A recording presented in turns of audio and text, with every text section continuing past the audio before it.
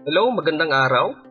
Ang charting ng 2Trade Asia Plus ay naka-trading view na. Tingnan natin kung ayos ba ito. So, pag login mo sa iyong account, bubungad sa iyo agad yung settings ng chart. Huli mong iniwan, no? Ayan, so this time sa akin, ito yung naiwan. Yan. So, maganda dito, kung ano yung mga indicators na ilalagay mo, masisave yan kahit pa mag-refresh ka or lumipat ka ng ibang window. So, this time, lagyan natin ng RSI, no? RSI, and yung mga usual kong ginagamit, yan, RSI and MACD. Yan. Then, yan natin na kung masasave. MACD, sorry. MACD. Yan. Yan. So, paglagay natin ng indicators na yan, dalawa, no? RSI and MACD. Then, try natin lumipat ng ibang window. So, tayo dito sa watchlist. And, balikan natin yun, no? Dashboard. And yun, nandun pa.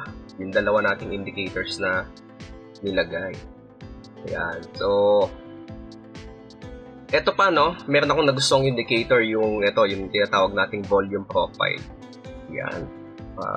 Siguro familiar kayo dito kasi this is a premium feature sa ibang mga charting software. So, nagbabayad kayo para dito.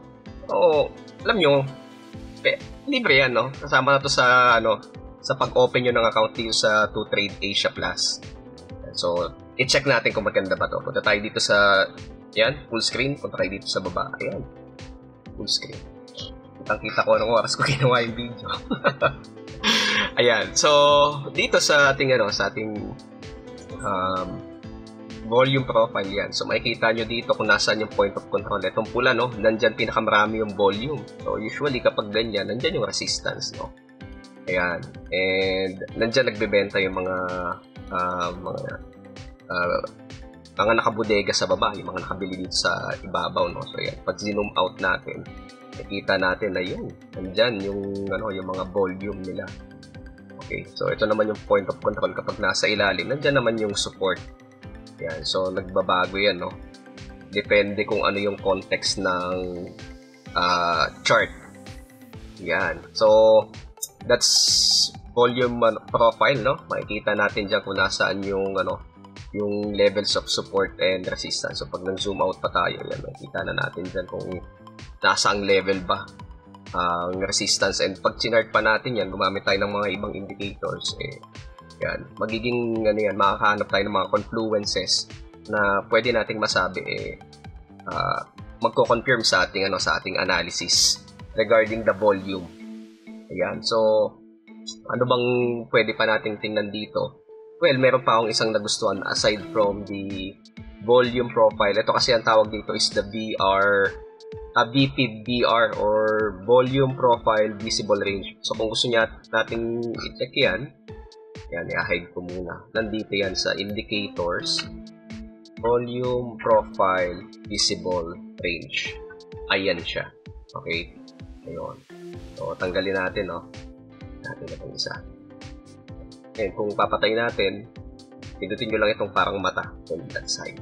Meron pa akong isang indicator that is very similar to that na nagustuhan ko din, no? Ayan, punta kayo dito sa indicator. Yung kamag-anak niya, Volume Profile Fixed Range.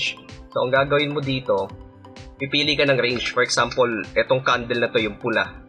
Ito, yan. Then, etong candle na ito, yan, no? Ano bang tawag dyan? Yan. Tayo dyan. So, click mo lang yan. Dito ka mag-i-start. Then, hanggang doon, candle na yon. So, yan yung i-analyze niya, itong buong data na ito, no? Itong mula dito sa candle na ito, hanggang doon, kung nasaan yung point of control. Ayan. So, yan din yung kanyang volume profile. Yung nasa gilid. So, just in case, kung gusto mong i-extend, halimbawa, gusto mong isama itong candle na ito. Ayan. So, ito yung highest price handaan nyo, masasama yan sa sa pag-plot niya, no? So, itong candle na ito, yan. And itong candle na yan na pula. So, yan yung kanyang volume profile. Yan. So, mamimili ka ng range na gusto mo.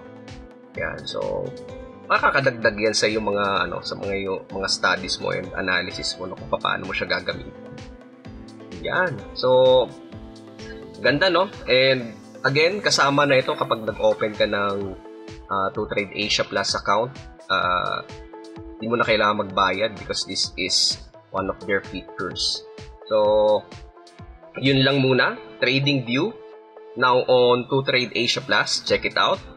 Nasa description ng video na to kung paano mag-open ng account. And see you. Thank you. Bye.